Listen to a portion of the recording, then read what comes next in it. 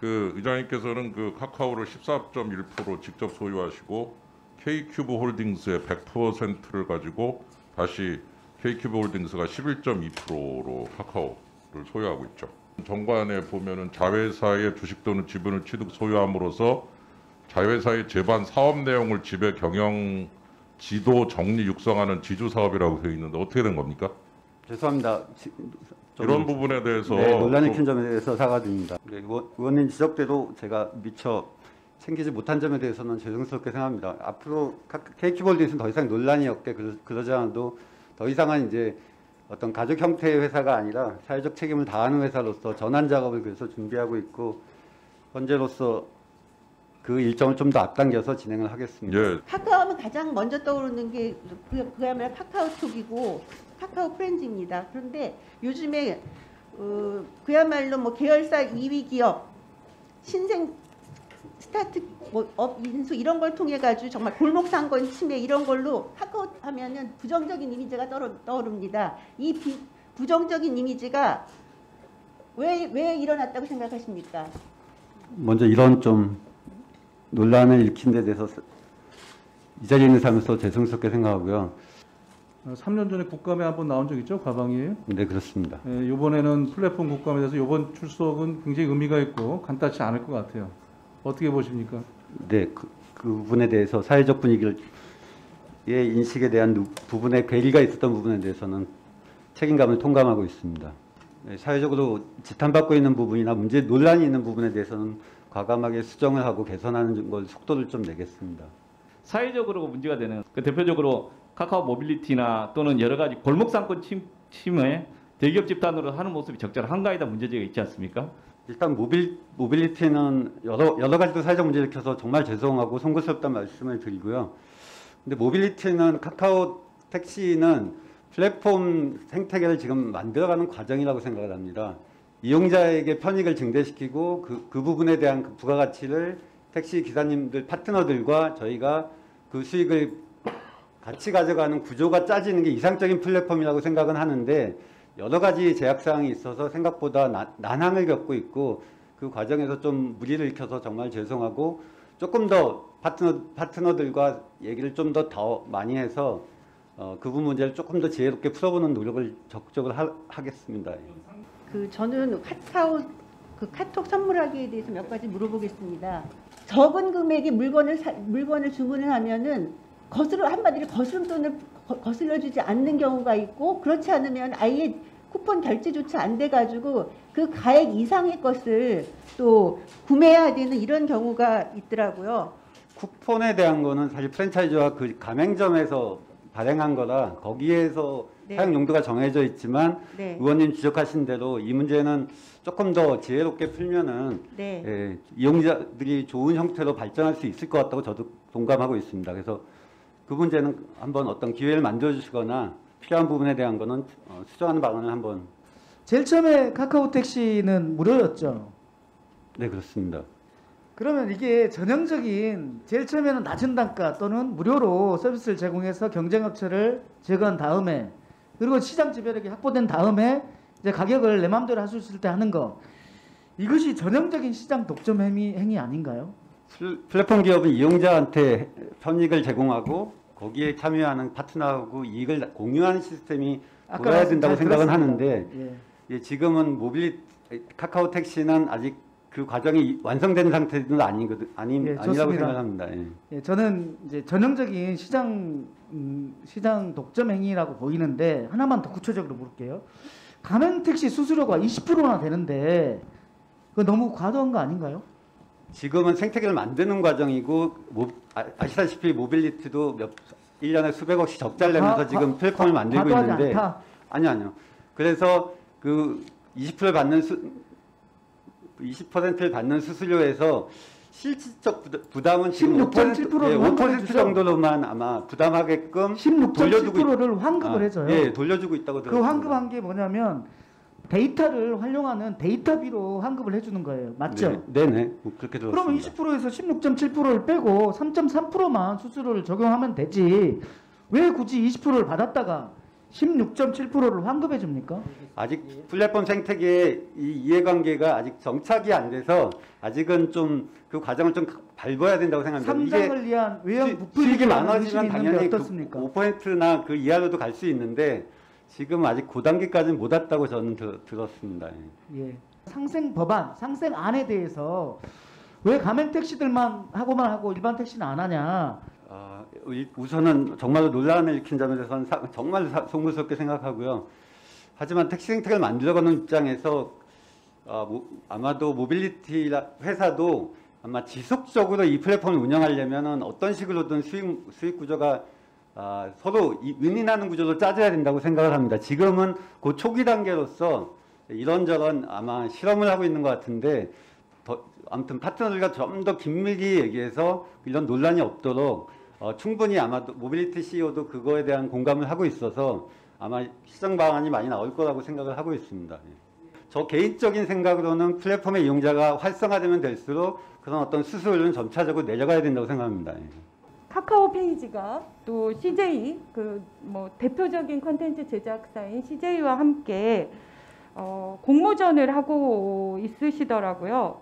결국은 2차 저작권은 애초에 플랫폼 사업자에게 있다고 했다가 최근에 올해에서야 비로소 약간 합의할 수 있다는 여지를 남겨놓았어요. 그런데 과연 신인들이 그걸 할 수 있을까?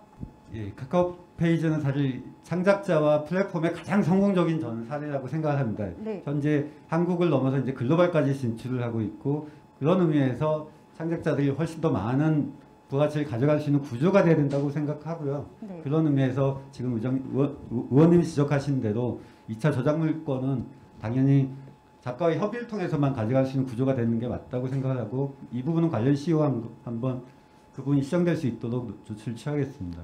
네이버 창업주인 이혜진은 자기의 지분 말고는 네이버나 계열사의 지분이 전혀 없죠.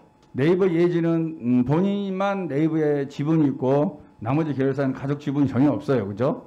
근데 이제 같이 플랫폼 기업으로서 기존에 우리나라 재벌과 대기업과 성장 궤도가 다른 카카오는 그렇게 지분이 꽤 있습니다. 큐브 홀딩스를 비롯해서 이걸 좀 개선할 생각이 있나요? 안 그러면 이대로 갈 생각입니까?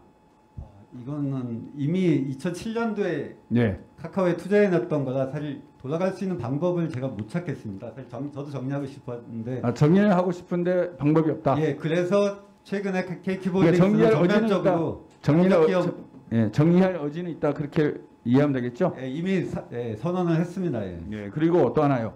네이버는 네이버만 상장돼 있잖아요, 그죠? 그리고 네이버는 대부분 자회사가 네이버가 100% 소유하고 있어요, 그죠? 근데 카카오는 카카오뱅크가 최근에 상장했고 카카오 게임즈가 있고 카카오페이하고 카카오 모빌리티는 상장 예정이죠. 자, 그러면서 카카오 주주들의 불만이 있어요. 주주 가치가 훼손된다라는 지적이 꽤 있습니다. 카카오가 이렇게 빨리 성장할 수 있었던 거는 자회사들한테 권한을 주고 투자를 유치하면서 좀 더 빠른 속도로 진행할 수 있었던 부분이 큰 몫을 했다고 생각을 하고요. 이거는 전 세계적으로 크게 사례가 없기는 합니다. 하지만은 카카오의 주가를 꽤 올리는데 도움이 됐다고 생각은 하고요. 최근에 카카오의 이런 사회적 비난을 통해서 주가가 이렇게 떨어진 거에 대해서는 정말로 안타깝고 죄송스럽게 생각을 합니다. 예. 그러니까 앞으로도 계속 카카오는 카카오의 자회사들을 계속 상장시킬 예정이다 이렇게 해석을 하면 되는 거죠? 예, 이미 투자를 받은 회사들도 있고 해서 일부는 그렇게 할 거고 일부는 아마도 지금 스타트업에 투자 놓은 회사들 이런 거는 회사의 미래 방향성이나 약간 글로벌 향이 아닌 회사는 많이 정리를 하려고 생각 중입니다. 너무 카카오는 쉽게 돈 버는 거 아니냐. 국내의 시장 지배력만 강화시키고 그것을 기반으로 한 여러 가지 불공정 거래 행위가 충분히 의심된다. 이런 지적이 많이 있습니다. 앞으로 해외 진출에 대해서는 어떻게 생각하십니까? 사실 카카오가 돈을 벌기 시작하는 거는 정말로 2, 3년 전입니다. 2, 3년 전에도 카카오가 생존할 수 있을지에 대할 정도 걱정할 정도로 어떤 회사고요. 갑자기 회사가 이렇게 된 거에 대한 부분에 대한 당혹감도 사실은 저희도 있고요. 예. 하지만 글로벌에 대한 거는 저의 꿈이자 어쨌든 모든 크루들의 직원들의 도전이기 때문에 엄청나게 열심히는 지금 하고 있는데 준비를 계속 하고 있습니까? 예, 굉장히 많이 하고 있습니다. 근데 예. 진출한다면 어느 파트에서 제일 먼저 진출할 예정입니까? 지금 웹툰 아까 얘기한 예. 웹툰 쪽은 이미 일본에 나가서 1등을 지금 하고 있고요. 네. 일본의 모든 업체들 다 지금 1등을 하고 있고 예, 지금 네이버와 마찬가지로 북미 쪽에서도 본격적으로 회사도 인수하고 진출을 준비하고 이미 진출을 하고 있습니다. 예. 예. 지난번에 상생 방안을 발표했잖아요. 이 상생 방안보다 좀 더 획기적인 그런 대국민 메시지, 그다음에 생태계를 더 활성화시킬 수 있는 카카오 역할 해주고 싶은 말씀 있으시면 해주십시오. 저는 플랫폼에는 빛과 그림자의 이미지가 있다고 생각합니다. 그래서 빛은 아까 얘기한 대로 사실 자본이 없어도 어쨌든 백이 없어도 또는 뭐 기술이 몰라도 사실 지금의 큰 흐름에 시장에 참여할 수 있는 기회가 생기는 측면이 있고 카카오는 그 기술을 활용해서 정말로 수많은 아까 골목상권 침해에 대한 논란이 있지만 사실 골목상권은 저희는 절대로 침해한 사업엔 진출하지 않을 거고요. 만약에 그 부분이 좀 관여돼 있다면 반드시 철수를 하겠습니다. 그리고 그런 침해가 아니라 오히려 골목상권을 도와줄 수 있는 방법을 적극적으로 좀 찾겠습니다. 그리고 이거는 어쨌든 정말로 약속이자 카카오의 모든 공동체가 추구할 목표이고 그리고 개인적으로도 회사가 하지 못하는 영역까지 찾아서 일부는 꽤 진행을 하겠습니다. 좀 더 속도를 내겠습니다. 예, 예. 카카오가 골목상권에 해당될 수 있는 업종에 진출한 내역들을 의장님 알고 계세요? 뭐 미용실이라든가 꽃 배달, 뭐 간식, 그다음에 뭐 스크린 골프 뭐 이런 쪽 얘기가 나오고 있는 걸로 알고 있습니다. 예, 송구스럽습니다만 카카오 자회사 중에 투자 회사가 있는데 사실 그 투자 회사가 조금 의장님은 몰랐고 투자 회사들이 한 일이다.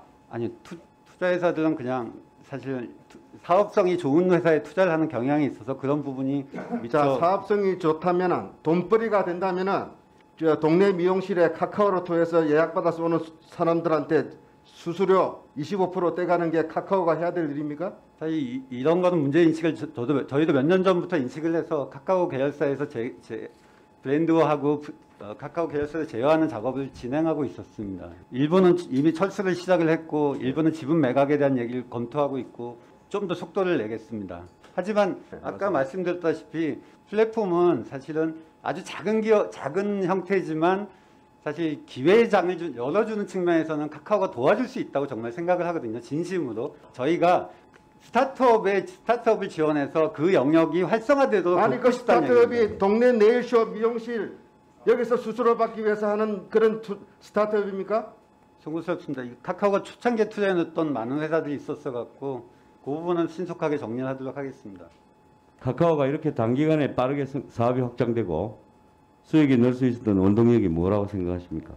카카오는 사실 스타트업을 시작해서 수익을 내기 시작한 건 한 3년 정도 전부터이고요. 그래서 약간 비대면 상황이 길어지면서 이 부분에 대한 좀 수혜를 받았다고는 생각을 합니다.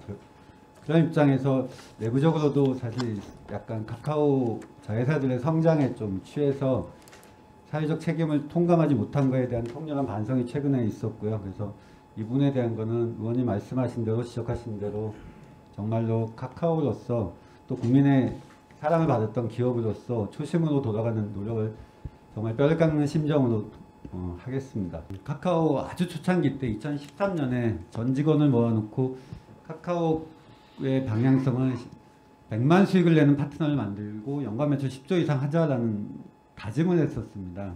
그리고 그 파트너를 만들기 위한 가장 좋은 방법은 플랫폼이라고 생각을 했고 그런 의미에서 카카오는 그 철학에 따라 사실 플랫폼 비즈니스를 많이 하게 됐습니다. 개인적으로 광고 비즈니스는 사실은 돈이 있는 사람, 돈이 있는 기업만이 사실 그 혜택을 받을 수 있고 없는 사람은 아예 시장에 진출하기조차 어려운 상황인데 플랫폼 비즈니스는 그나마 기회를 줄 수 있는 기회의 땅이라고 생각을 하고 카카오도 앱스토어라는 글로벌 마켓에서 성장해서 지금까지 왔듯이 저는 플랫폼에는 반드시 공정거래위원장님이 말씀하신 대로 혁신의 축과 그 다음에 독점에 대한 폐해가 동시에 존재한다고 생각합니다. 그리고 전 세계적으로도 플랫폼 비즈니스는 저는 광고 비즈니스보다 좀 더 진화된 최근의 경제 모델이라고 생각을 하고 이 부분은 대한민국이 굉장히 잘할 수 있는 영역이라고 저는 생각을 하고 있고 그쪽에 힘을 보태고 좀 싶습니다. 하지만 저 스스로조차도 또 카카오 공동체 내부의 많은 CEO들조차도 그런 플랫폼의 성공에 약간은 꽤 중요한 부분을 간과하고 있었던 부분들이 있었고, 그런 부분은 이번 기회를 계기로 카카오가 거듭나는 계기로 삼고자 내부적으로도 얘기를 많이 했고, 뭐 상생 방안에 대한 얘기도 발표를 했지만 이후로 추가적으로 훨씬 더 많은, 그리고 좀 더 신속하게 그런 실천 계획들을 발표를 하도록 하겠습니다.